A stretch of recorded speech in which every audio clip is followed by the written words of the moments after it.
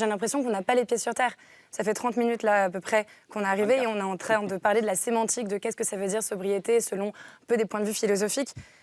Le GIEC nous dit qu'il nous reste très peu de temps pour agir et là on est en train de débattre de qu'est-ce que ça veut dire plus ou moins pour vous. Non, le gouvernement moi, je doit prendre... cher Sacha. Bah, du coup, j'aimerais bien entendre je vous parle des groupes de travail qui sont aujourd'hui. Est-ce qu'aujourd'hui vous allez pouvoir répondre. Est-ce qu'aujourd'hui on sait très bien que si on avait suivi les plans de rénovation énergétique depuis 2008, si on avait vraiment fait ce qu'on avait dit qu'on ferait, on n'aurait plus besoin du gaz russe aujourd'hui. Est-ce que vous savez combien de passoires thermiques ont été rénovées cette année? Alors, vous allez me répondre qu'il y en a juste 2000, et moi je vais vous répondre qu'il y a eu 700 000 gestes de rénovation. Si ma prime rénov', c'est des aides, mais aujourd'hui, ce qui nous importe, c'est que vous puissiez avoir des chiffres à donner aux Français, ou ce qui nous importe, c'est réellement le nombre de passoires thermiques qui ont pu être rénovées. Quel est votre intérêt? De sauver la vie des Français, qu'il n'y ait pas une personne sur 5 qui ait froid en hiver, ou de pouvoir dire que vous avez loué 700 000 aides? Quel est vraiment votre intérêt? Est-ce que vous pouvez du coup me regarder dans les yeux et dire que vous êtes vraiment en train de faire tout ce qui est nécessaire, absolument, pour rester sous la barre des 2 degrés? Alors, les yeux dans les yeux, Agnès Pannier-Runacher. Moi, à titre personnel, je n'étais pas dans la vie politique. Et j'ai rejoint un président de la République. Je représente le gouvernement qui est un gouvernement qui a été récemment élu et que depuis 5 ans a doublé la trajectoire de réduction des émissions carbone. Donc encore une fois, on peut voir le verre à moitié plein ou le verre à moitié vide, mais lorsqu'on regarde dans les faits ce qui a été fait, où on a eu une multiplication des rénovations, vous pouvez dire ça ne va pas assez loin. Moi, je peux vous répondre, encore une fois, je suis sur un territoire où on fait des rénovations thermiques. Et je sais comment ça affecte les gens. Je sais qu'on ne met pas une veuve de mineur dehors pendant 6 mois pour faire une rénovation thermique. Du coup, les 2000 rénovations devraient vous toucher. Vous devriez dire que c'est absolument pas normal. Exactement, et c'est pour ça que nous menons ce combat. Et c'est pour ça que nous avons mis de passoires thermiques comparé à ce que vous annoncez des 700 000 qui sont des aides qui sont pas négatives, enfin je veux dire qui sont assez structurantes. Lorsqu'on change une chaudière, j'essaie de comprendre, je suis pas spécialiste du dossier. Donc 2000 passoires thermiques rénovées, ça on est d'accord là-dessus.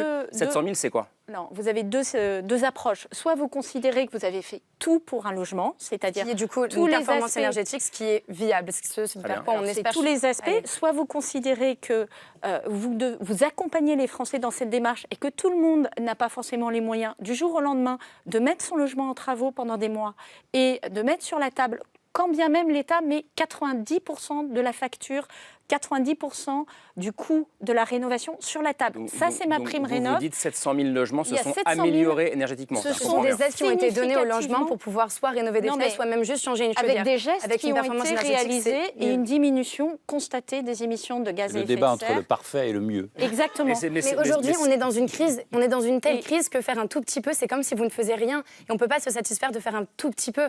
On va continuer. Il vaut mieux faire un tout petit peu que rien faire. Il vaut mieux que le gouvernement assume et protège sa population française et fasse des plans qui soient à la hauteur de dans le l'urgence. Yaka Faucon, mais à un moment, il faut aussi adresser la réalité. Est-ce que vous êtes allé, par exemple, sur le terrain, constater comment se produit une rénovation thermique? Je suis une citoyenne, je ne suis pas une experte. Vous êtes censée être les experts. Moi, je suis la vie de la Convention citoyenne pour le climat. Sur le sujet, j'essaye effectivement de débattre ouvertement, sans couper la parole, par exemple.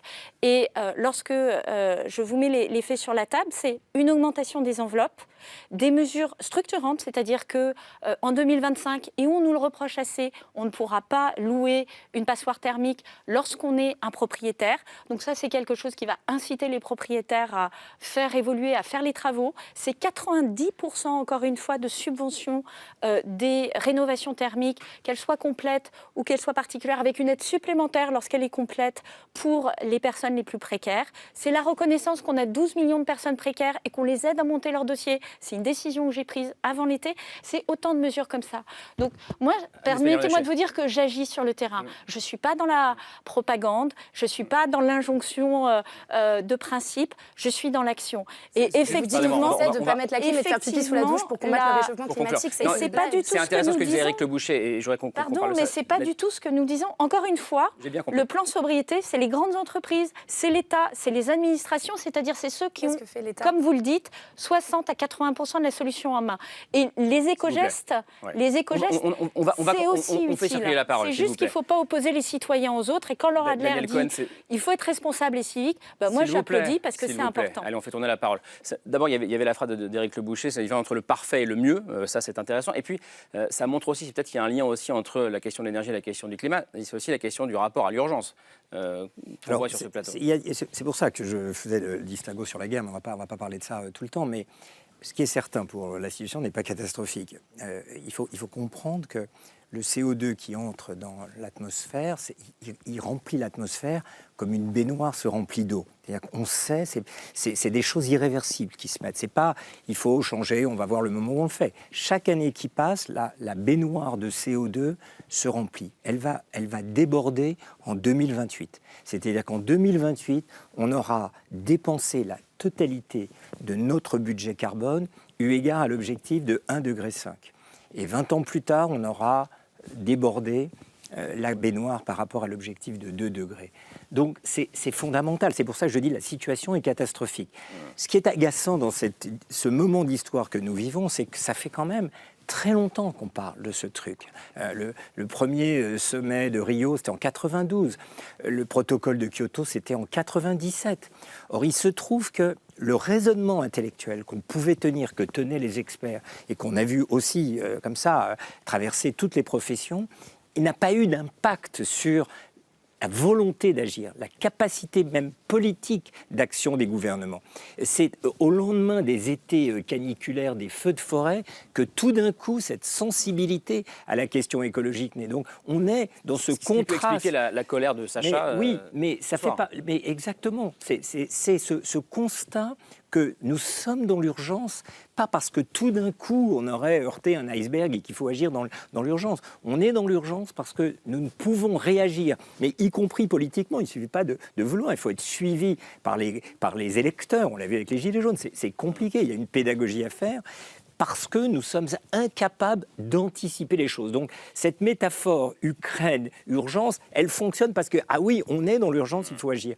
Mais malheureusement, les solutions qu'on va prendre là vont être de rouvrir les centrales à charbon, de faire venir du gaz liquéfié et de demander aux gens de moins venir au travail pour faire du télétravail parce que ça va économiser les choses. C'est bien ou pas bien, le fait, des petits bouts de ficelle. Le fait est que ça n'est pas ça la solution de long terme. La solution de long terme, c'est de repenser l'espace, c'est de savoir où les gens habitent relativement au transport collectif qui existe. Enfin, c'est quelque chose d'une autre nature. Et donc, on risque comme ça dont il faudrait parler, parce que je suis d'accord avec toi. Voilà, mais on risque d'engager la discussion sur la lutte contre le réchauffement climatique, c'est de la privation. Alors, faisons la pédagogie des changements et du changement de civilisation. Faisons cette pédagogie, parce qu'on a passé une campagne électorale à parler du pouvoir d'achat. Et on découvre que maintenant, il faut parler de sobriété. Donc, on aurait peut-être pu mettre la sobriété dans la campagne présidentielle et commencer à parler des difficultés du monde, de la fin de l'abondance, etc. Mais ça a été complètement interdit pendant toute la campagne. La classe politique ne veut pas, elle veut faire des cadeaux, elle ne veut pas serrer les ceintures. Or, mais peut-être aussi parce que c'est très difficile à penser, c'est ce que vous écrivez. Non, c'est difficile à penser, mais enfin, en même temps, on sait vers quoi il faut aller. Il va falloir se mettre en marche. C'est ça l'idée, pardon, madame, mais il faut se mettre en marche. On n'atteint pas tout de suite par un grand saut. Nulle part, personne n'atteint pour un grand saut. Mais si, il y a de l'impulsion.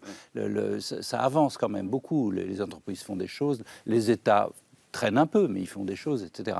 Mais ce qu'il faut dire, c'est que on ne va pas faire un grand saut et y arriver du lendemain. Il faut dire aux gens que c'est difficile et qu'il faut se mettre en marche. Et que quand on parle de sobriété, moi, ce que je voudrais dire, c'est que d'une certaine façon, le XXe siècle est fini avec la consommation, le pouvoir d'achat. C'est des mots du XXe siècle. Du XXIe siècle, le grand mot, c'est l'investissement. Il va falloir investir dans l'éducation, dans la santé, dans la nouvelle énergie propre, etc. Donc il va falloir investir énormément. Qui dit investir, dit consommer moins. Pardon, mais c'est forcément obligé, c'est la même caisse. Donc c'est cette pédagogie-là qu'on devrait faire et qui n'est pas faite, parce que tout ça est enfumé par Poutine d'une part, mais aussi par des débats, j'allais dire, inutiles, sur des symboliques de billets d'avion ou de barbecue.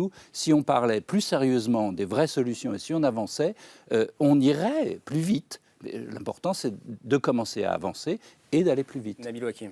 Alors évidemment, Éric Le Bouchet a raison, il faut faire de la pédagogie, il faut expliquer, et il y a là-dessus une responsabilité collective, bien sûr celle des responsables politiques, celle des médias, la nôtre, de ne pas avoir su faire ce travail-là. C'est l'une de vos obsessions. Non mais c'est vrai, c'est-à-dire que c'est aussi, si le message ne passe pas, c'est aussi notre responsabilité. Je suis d'accord avec ça. Je crois que c'est important de le dire. Maintenant, sur cette question-là, il faut aussi voir que oui, tout le monde doit faire les efforts, mais tout le monde ne doit pas faire les mêmes efforts. Parce que si on regarde la population française, il y a un indicateur qui vaut ce qu'il vaut, qui est de dire voilà, combien on émet en moyenne de tonnes de carbone. Voilà, si on dit en moyenne, les Français ils émettent 9-10 tonnes de carbone par an. Mais sauf que si on regarde dans la population, eh bien, les 50% les plus modestes, ils émettent 5 tonnes de carbone par an. Les 10% les plus fortunés, eux, ils émettent 25 tonnes de carbone. Et si on regarde les 1%, c'est encore plus, et les 0,1%, c'est encore plus. C'est ça la polémique sur les jets privés. C'est pas simplement la question de savoir ce qu'émettent réellement les jets privés, c'est combien chaque partie de la population contribue au changement climatique.